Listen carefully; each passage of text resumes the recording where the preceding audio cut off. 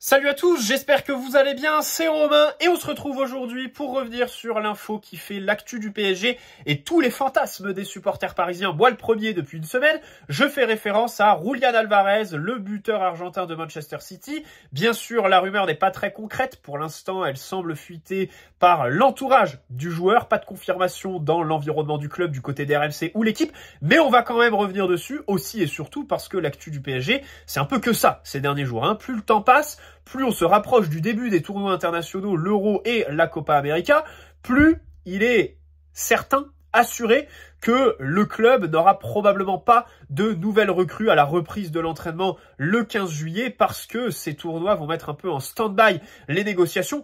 On sait de l'autre côté que Luis Campos est un directeur sportif qui sait travailler en sous-marin. À chaque fois quand une recrue filtre dans la presse, c'est à un stade avancé des négociations, mais là, ça paraît quand même un peu compliqué. Par exemple, hier, on a eu une info du journal Globo au Brésil qui nous dit que le PSG va intensifier les négociations, les pourparlers avec Bruno Guimaraes. Enfin, je vois pas en quoi.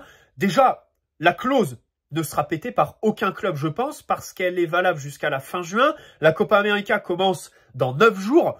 Je vois pas comment on peut en 9 jours faire un tel transfert à 115 millions. Plus le salaire, le contrat pour le joueur qui se dit heureux à Newcastle aussi. Peut-être que les clubs ne pèteront pas la clause pour essayer de faire pression sur Newcastle parce qu'ils n'ont pas non plus 36 joueurs dans leur effectif à vendre pour être dans les clous du fair play financier. Peut-être que, en balance avec l'attaquant Isaac, ils préféreraient vendre Bruno Guimaraes.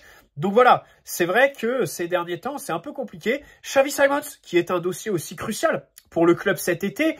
D'abord parce que si tu le fais revenir, ça fait que tu peux abandonner ce poste de numéro 9, parce qu'il est capable de jouer en faux 9, et je suis persuadé que dans la structure de Luis Enrique, Xavi Simons, c'est là où il fera parler le plus ses qualités, et où on minimiserait le plus aussi ses défauts. Dans la situation où il décide de pas revenir et qu'il faut le faire partir dans le cadre d'un prêt, peut-être que tu peux l'utiliser en monnaie d'échange, faire un échange avec un club sur lequel tu veux un des joueurs. Newcastle pour Guimaraes, bon là c'est de l'ordre du fantasme. Alvarez avec City, là aussi bien sûr on est de l'ordre du fantasme. Mais voilà, c'est vrai que aujourd'hui on a l'impression qu'en fait, la situation au 12 juin, au 12 juillet, ce sera probablement la même du fait des tournois internationaux. Après, on a Safonov qui sera notre première recrue. Bon, aujourd'hui, on va donc parler du marché des numéros 9 qui semble se fermer jour après jour par rapport à l'été dernier, bien sûr, où c'était quand même très ouvert. Ta priorité au 12 juin 2023, rappelez-vous, c'était Harry Kane. C'était sur ça qu'on faisait les vidéos, le buteur anglais. Il y a eu aussi Ojloud qui avait rejoint Manchester United pour 80 millions. On s'était intéressé à lui. Et puis bien sûr, Kolo Muani Ramos. Kolo Muani Ramos qui, avant de signer au PSG, était quand même de beaux prospects qui au final ont quitté leur club. Enfin, Ramos, c'est quelqu'un qui avait de l'expérience en Ligue des Champions, en Coupe du Monde, un triplé, donc c'est quand même pas rien. Kolo Muani, une saison assez complète du côté de Francfort. Donc voilà, c'est vrai que si on se remet dans le contexte de l'année dernière, le marché des neufs était bien plus ouvert que cette année, puisque hier, par exemple, on a eu une info comme quoi Sesko va prolonger à Leipzig jusqu'en 2029 avec un gentleman agreement pour qu'il parte en 2025-2026 s'il le souhaite. Alors qu'il avait des offres de Chelsea, Arsenal et Manchester United. Voilà. De l'autre côté, un joueur comme Osimhen est clairement sur le marché des transferts, mais coûte 130 millions de clauses libératoires, 10 millions de salaire.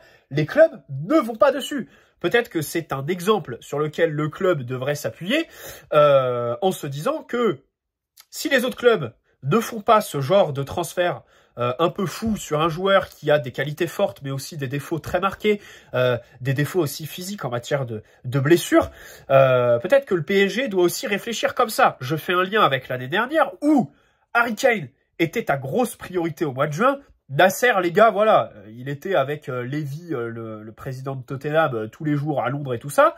Au final, ça ne s'est pas fait. Donc, Harry Kane, profil extraordinaire en matière de qualité footballistique, mais surtout, faux numéro 9, qui est capable de se connecter avec ses partenaires, les lancer dans la profondeur, qui dénote complètement avec les joueurs que tu as recrutés au final, Kolo Muani et Ramos. Voilà.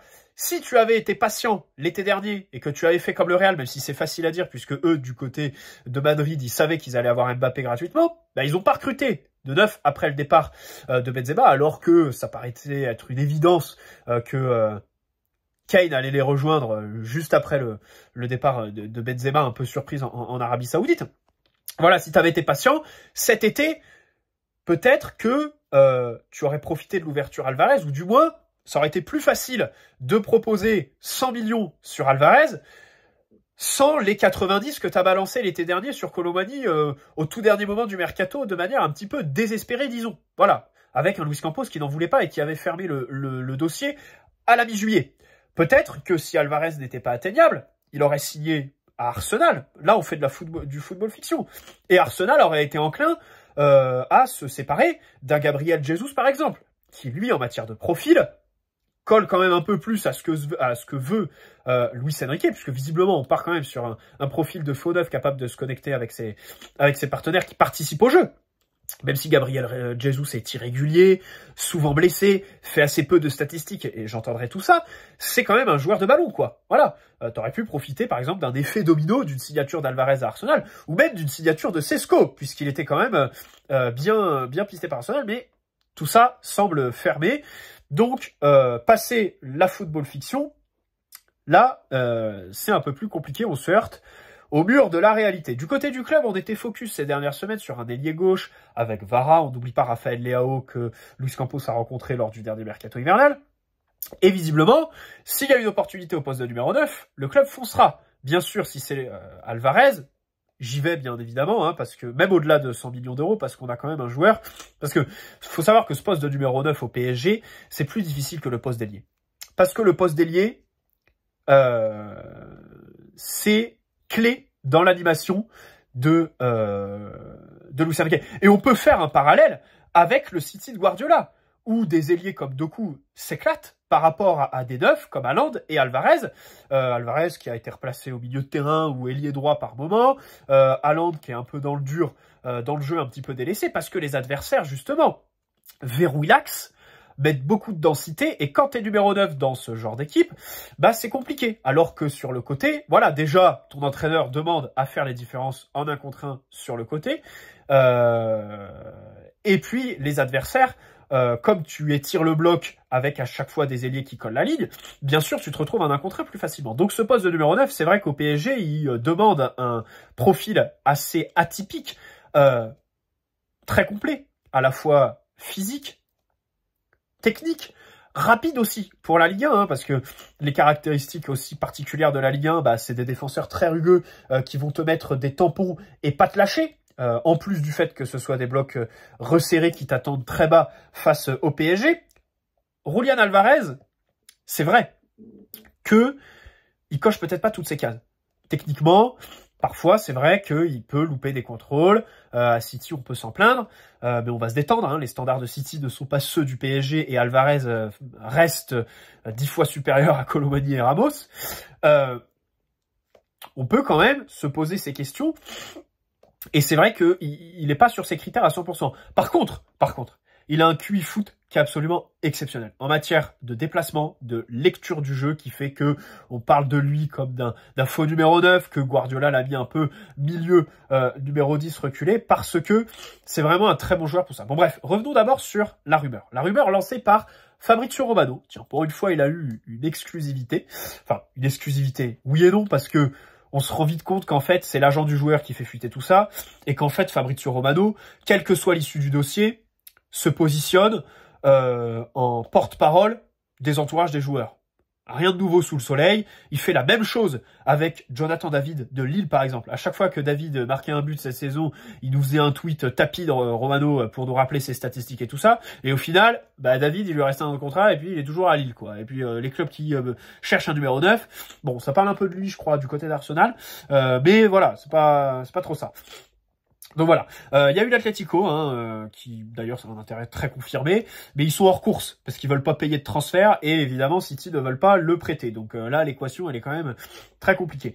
Moi ça me fait quand même penser aux rumeurs de Guimarães cet hiver parce que c'est des trucs qui fuitent dans les médias locaux. Hein. Après Fabrizio Romano, il y a eu que les médias argentins qui se sont intéressés à Julián. Je m'excuse complètement pour cette voix un petit peu Donald Duck parce que voilà, on est sous rhume des foins, c'est absolument horrible, mais vraiment je nique, voilà, je nique le pollen, j'en ai vraiment plein le cul, voilà, il n'y a pas d'autre mot.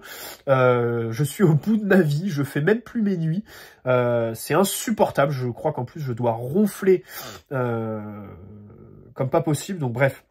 Vous m'excuserez si voilà, la voix est bizarre et il y a les reniflements, mais vraiment c'est insupportable cette alerte rouge terminée. Je me suis pris de la bonne idée de redescendre en province. Voilà, j'aurais dû rester en métropole. Bref. Donc, c'est vrai que ces rumeurs Alvarez me font penser à Guimarães l'hiver dernier. Rappelez-vous, hein, des rumeurs lancées du côté du Brésil, voilà, avec Marcelo Bechler, très connu, hein, le journaliste de Neymar 2017. Globaux et tout ça. Et donc, on se rend vite compte qu'en fait, c'est l'entourage du joueur qui fait fuiter ça. Mais pourquoi? Ben, en fait, comme Alvarez, comme avec Guimarães, pour Alvarez, j'ai pas l'impression que c'est pour une revalorisation de contrat, parce que Guimarães, l'hiver dernier, ça fuite, alors qu'il avait prolongé 2 mois avant. Donc, il avait pris son gros salaire, et en plus, il avait mis une clause libératoire très avantageuse, parce qu'elle est payable en 3 fois. Ça fait que si un club le recrute cet été, il compte pour 40 millions d'indemnités transfert sur l'exercice comptable de cette année. Alvarez, c'est pareil. Il a eu sa revalorisation salariale l'année dernière, 2 mois après la Coupe du Monde, parce qu'il est revenu avec le statut qu'il a eu. Hein. Rappelez-vous son match face à la Croatie, sa relation avec Lionel Messi. Et donc, il a eu +1 en matière d'années de contrat. Je crois qu'il a prolongé jusqu'en 2028. Alors qu'il avait un contrat initial jusqu'en 2027. Et je pense que voilà, le deal, c'était vraiment au niveau du salaire. D'ailleurs, aujourd'hui, s'il met pression pour essayer d'avoir plus de temps de jeu ou se trouver un nouveau club, on peut se dire que cette prolongation était très très conne pour lui l'année dernière. C'était limite une erreur, s'il veut vraiment du temps de jeu, parce que j'ai du mal à croire à l'idée d'une prolongation de contrat, en fait, de faire fuiter tout ça pour une prolongation. Donc bien sûr, mettre la pression pour plus de temps de jeu, mais quels sont les le chef s'en va, le chat se casse. Quelles sont les motivations du côté de quelles sont les marges de manœuvre, pardon, du côté de City pour lui garantir plus de temps de jeu, sachant qu'il en a eu 2600 minutes cette saison. Malgré ça, il faut quand même noter qu'il les a eu plus jusqu'à la moitié de saison, et surtout jusqu'au retour de blessure, en fait, de Bruyne et Haaland, parce qu'il les a successivement remplacés dans le 11, et en fin de saison, c'était un peu plus compliqué pour lui. Qui dit fin de saison dit aussi matchs cruciaux, où du coup, il avait beaucoup moins de temps de jeu à ce moment-là. Donc voilà, même si de manière brute, il a joué 2600 minutes en première ligue, 3000 je crois au total, c'est un bilan très très satisfaisant sur le papier, de manière relative. Sur la fin de saison, ça s'est un peu calmé. Donc voilà, je pense que la clé, ça va être la volonté du joueur. Il fait fuiter ça, mais à quel point c'est pour gratter du temps de jeu à City, ou forcer pour un transfert. Donc voilà, bien sûr, jusqu'où est prêt à aller le joueur pour partir si c'est le cas. On pense à Kolo Muani l'été dernier qui avait fait grève pour rejoindre le PSG. Voilà, c'est vrai que tout ça sont pour moi les plus grosses questions sur ce dossier.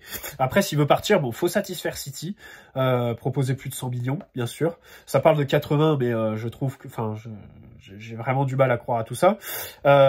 Et honnêtement, j'ai envie de partir prendre un risque. Je pense que c'est plus facile de convaincre City pour Alvarez que Naples pour Kvara. Alors après, vous me direz, oui, City sous pavillon émirati, ils vont refuser de vendre au PSG sous pavillon qatari. On est en 2024, quoi. C'est-à-dire qu'on n'est plus dans la situation un peu diplomatique, géopolitique de 2017 à 2021 avec le blocus envers le Qatar et tout ça. Bon, je pense qu'il y a une question qui me fait plus peur que ça. C'est la capacité qu'a City à vendre à ses concurrents en première ligue. Hein, ces dernières saisons, ils ont vendu à pas mal de clubs. Sterling à Chelsea, justement Gabriel Jesus à Arsenal, tout comme Zinchenko. Donc voilà, peut-être que City serait enclin à vendre Alvarez à un concurrent de première ligue, alors que, par exemple, Bruno Guimarães, Newcastle, bon, il y avait des infos qui disaient que lui, voilà, il voulait absolument pas le vendre en première ligue pour renforcer un concurrent. Donc voilà, j'espère que on n'est pas encore une fois utilisé par l'entourage. Visiblement, il y a bien un intérêt très concret du PSG. Mais il faut être patient. Par exemple, si on veut revenir sur le dossier de la patience là, au poste d'ailier gauche. Bon, cette année, c'est un peu bouché, à part Raphaël Leao et tout ça. C'est vrai que il y a assez peu d'ailier gauche. Ah bah tu reviens, la porte elle est fermée. Bah oui. Mais oui, t'es comme un con. Donc, on peut se dire, du côté de Rodrigo, par exemple, Real Madrid, l'année prochaine, bon, cette année, il va vouloir tester, je pense, hein, la cohabitation avec Mbappé, Endrick, Bellingham, Vinicius et tout ça. L'année prochaine, qu'est-ce qu'il en sera? Est-ce qu'il n'y aurait pas une ouverture? Voilà. D'ailleurs, Alvarez a parlé, hein, après un match de sa sélection argentine. Je suis à l'aise et content à City, mais on verra ce qui se passera. Bon, une déclaration un petit peu évasive, qui nous dit pas grand-chose sur la volonté, disons, très réelle du joueur. Bon. Il y a eu une info The Athletic comme quoi la priorité d'Alvarez, c'est d'aller au Real Madrid. Alors, sachant qu'il veut partir pour avoir plus de temps de jeu, aller au Real où il y a Mbappé, Joselu, Vinicius, Rodrigo et Bellingham, je suis pas sûr que ce soit le bon plan. Bien sûr, 9 parfait pour moi. Il faut absolument foncer si on peut, parce qu'on parle d'un joueur très polyvalent, qui est capable de s'adapter à différents scénarios. Luis Enrique adore bien sûr ses profils, hein, capable de jouer numéro 10, avec une finition très intéressante, 20 buts, 13 passes décisives cette saison. Moi j'aime bien sa capacité de finition, utiliser toutes les surfaces du pied, les deux pieds aussi. J'aime bien ses frappes enroulées. C'est des trucs qu'on voit pas trop au PSG. Vitinha, c'est plutôt des grosses frappasses. Bon, Mbappé est parti. Et puis tous les autres, bon, c'est un peu des frappes depuis la surface. Mais lui, c'est vrai qu'il est capable de décocher des frappes assez fines. Voilà, assez précises. Que j'aime bien. Il fait pas la touche de trop. Il est assez pur. Il a une qualité sur coup franc, coup de pied arrêté, qui est très très intéressante pour les coups de pied arrêtés directs. Voilà, ça c'est quand même quelque chose à prendre en compte, hein, sachant que cette année, dans le jeu, on a mis quoi? Il y a le coup franc d'Hakimi face à Marseille en septembre. Et derrière, je me souviens pas d'un coup franc direct en fait. Hein. Bon après sous Messi, c'est vrai qu'on en mettait. Neymar n'en mettait pas beaucoup, même si bien sûr en 2017 on se souvient de celui face à Bordeaux par exemple. Mais c'est vrai que cette année j'ai pas d'autres images d'un coup franc marqué au PSG. Donc ça c'est un truc intéressant chez lui. Bien sûr, il est capable de se connecter avec ses partenaires, de participer au jeu. Son jeu de passe est exceptionnel, capacité de contrôler de haut jeu. Il fait des contrôles orientés de première intention qui sont vraiment impeccables. Voilà, il peut envoyer dans la profondeur, lober, il se déplace bien entre les lignes aussi. Voilà. Mais bien sûr, toutes ces qualités doivent aller de pair avec des ailiers au PSG qui demandent dans la profondeur, des milieux qui par exemple se projettent. À City, par exemple, il fait des passes pour Bernardo, qui se projette dans la surface. Voilà. Ces mouvements de Bernardo, il faut que Warren, par exemple, les fasse. Voilà. Ou alors qu'on recrute ce milieu capable de se projeter, parce que sinon les qualités d'Alvarez ne seront pas mises en avant, bien sûr. Donc tout ça, bien sûr, c'est des questions qui se posent. Alors techniquement, c'est vrai que parfois on peut se dire que c'est pas le très très haut niveau, c'est pas le haut du panier, Julián Alvarez. Mais c'est déjà meilleur que Colomani et Ramos. Et puis comme je l'ai dit, voilà, les standards de City sont pas ceux du PSG. Il faut se rendre à l'évidence, on ne boxe plus dans la catégorie de ces clubs-là. Et là-bas, c'est sûr que quand tu es entouré de Bernardo, De Bruyne, Rodri, tu dénotes un peu plus que quand tu es entouré de Dembélé et, on va pas se mentir, le déchet qui caractérise son jeu la plupart du temps. Voilà. Barcola, moi Barcola je l'aime bien, hein, mais son jeu de dribble, même si ça passe très souvent, bon c'est un peu tout le temps la même chose, on va pas se mentir. Donc voilà. Au niveau des efforts défensifs, c'est vrai qu'il est très bon, très efficace, il court beaucoup. Enfin ça c'est son... Tous ses entraîneurs le disent, hein, notamment le pressing sur la première relance. Il fait 1m70. Donc quand je parlais des 3 critères pour un attaquant au PSG, je faisais référence à ça. C'est sûr qu'un mec d'1m70 dans les défenses de Ligue 1, ça peut interroger. Ça peut interroger certaines personnes, je comprendrais. Voilà. Maintenant, il comble ça par une vraie activité. Hein. C'est pas quelqu'un qui va attendre que ça se passe. Et il va toujours se battre, même si bien sûr, il n'aura pas la détente d'un Osimhen, par exemple, on va pas se mentir. Ou alors, il va pas te permettre d'allonger à la relance, parce que c'est vrai que c'est pas quelqu'un qui contrôlera les longs ballons d'un Donnarumma ou d'un autre. Voilà. J'espère que cette vidéo vous aura plu. N'hésitez pas à poser un like si c'est le cas, vous abonner si ce n'est pas déjà fait. Je pense que c'est quasiment l'unique joueur sur le marché à ce poste de numéro 9 sur lequel je fais une folie cet été, Julián Alvarez. Donc voilà, j'espère que cette rumeur pourra se concrétiser par la suite. Ça peut être long si c'est le cas, mais bon, là on est quand même plus de l'ordre du fantasme à l'heure actuelle, bien évidemment. Voilà, il y a d'autres rumeurs sur lesquelles on reviendra demain ou après-demain. des petits trucs. Je pense aussi parler des droits télé de la Ligue 1 parce que là on est face quand même à un dossier assez clownesque, même si je suis pas sûr que ça fasse quelque chose au PSG. Notons que pour la saison 2023-2024, on rentre 60 millions de droits télé, donc au titre de la Ligue 1. Hein, l'enveloppe pour la Ligue des Champions, au total, je crois que les droits télé, c'était aux alentours de 34 ou 40 millions, et au total 120 millions. En plus du CVC, pareil, plus de 100 millions. Bon, bien sûr, on va pas se mentir, hein, sur Mbappé, on économise du salaire et tout ça, et donc on est parti sur notre deuxième année de suite avec plus de 800 millions de CA, donc ça c'est vraiment exceptionnel. On peut dire que là-dessus le club travaille très bien, très bien, même si rendez-vous dans 2 ans avec visiblement ce projet où t'as plus de tête de gondole, de stars, comme l'appelle Nasser, à part si t'en recrutes une bien sûr cet été. Voilà. Bonne soirée à tous, n'hésitez pas à poser un like si cette vidéo vous a plu, vous abonner si ce n'est pas déjà fait, et on se dit à très vite. Ciao les amis, prenez soin de vous.